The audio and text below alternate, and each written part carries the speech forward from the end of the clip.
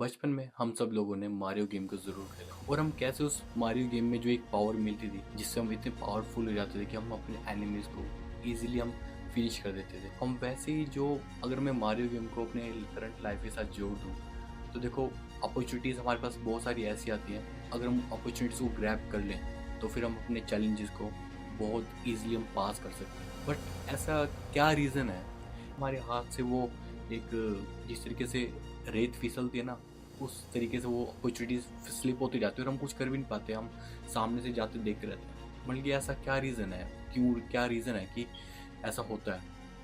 But मेरे को UK में रहते बहुत ज़्यादा टाइम हो चुका है, ठीक है ना। और मैंने यहाँ पे आके बहुत सारी ऐसी चीज़ें देखी हैं कि कैसे लोगों के हाथ से वो अपॉर्चुनिटी मिस हो जाती है। सीरियसली बता रहा हूँ, आज हम उसी के बारे में बातचीत करने वाले हैं और शायद से मैं अपने लाइफ के एक्सपीरियंस से आप लोगों को वो चीज़ें बता पाऊंगा और ये मेरा पॉइंट ऑफ व्यू है कि ऐसा होता है। तो इस वीडियो के थ्रू मैं आप लोगों को बताने वाला हूँ कि कैसे मैंने यूके में आकर कुछ ऐसी अपॉर्चुनिटीज़ को ग्रैब करा जिसको लोग अब ग्रैब करने में तकरीबन कभी कभी 6 महीने भी लग जाते हैं या कभी कभी इनको 3 महीने लग जाते हैं, कभी कभी इनको एक दिन में भी ये अपॉर्चुनिटी ग्रैब हो जाती है। देखो बात ये नहीं है कि मैं यूके में रह रहा हूँ या मैं इंडिया में रह रहा हूँ, दोनों पॉइंट ऑफ व्यू को लेते हैं।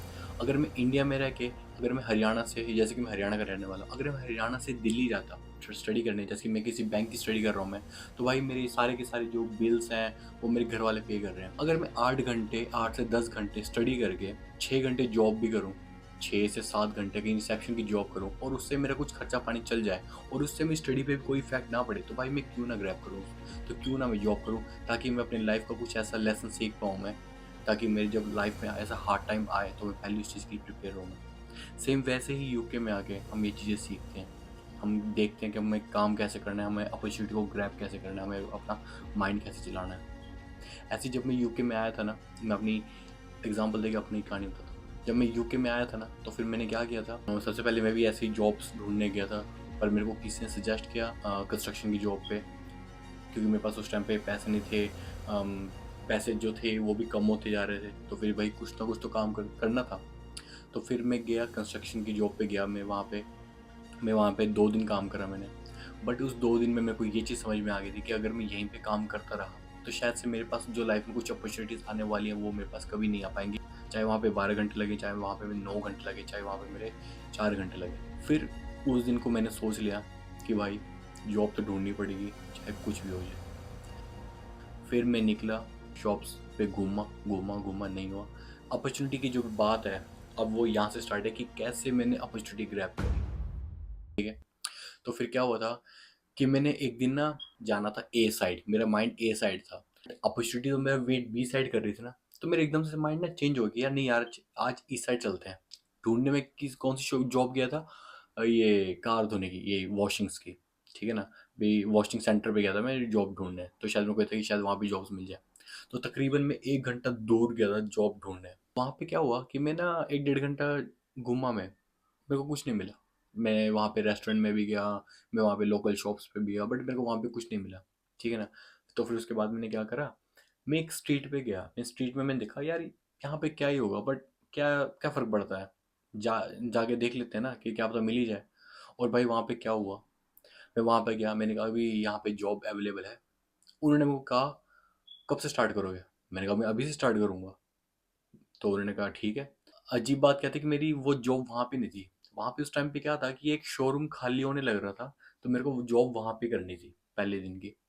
तो फिर वहाँ पे ना मैंने 2 घंटे में 50 पाउंड की अर्निंग करी थी। सिर्फ वो कुछ सामान था जो कि नीचे लाना था, उस बंदे को हेल्प थी। बट बात क्या थी, काम तो मैंने वहाँ करा बट जॉब मेरी लगी रेस्टोरेंट पे, ठीक है ना। तो उस बंदे ने मेरे को कहा कि तुम काम कर लोगे ये वाला, मैं कहा हाँ मैं बिल्कुल कर लूँगा, क्योंकि मैं अपने बैक होम में रेस्टोरेंट का काम मैं खुद, मेरा अपनी मैं कैंटीन चलाता था कोर्ट में, तो फिर मेरे को आइडिया है कि कैसे करना है। तो भाई मैं वहाँ पे गया और उस बंदे ने मुझे जॉब दे दी।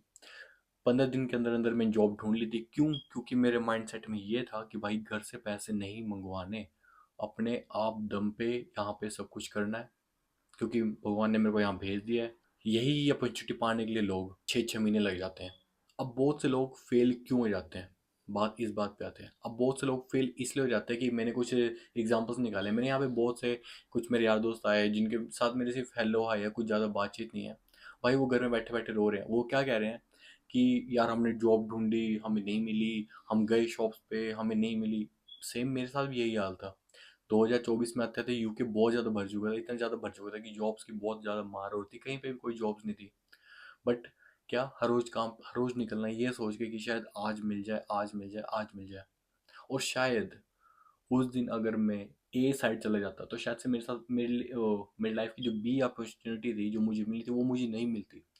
50% किस्मत, 50% आपके, अगर कोई चीज़ पानी है तो फिर आप उसके लिए कितना दम लगा रहे हो, कुछ भी है। उस दिन मैं ए साइड ना जाके बी साइड चला गया और मुझे वो अपॉर्चुनिटी ग्रैब हो गई।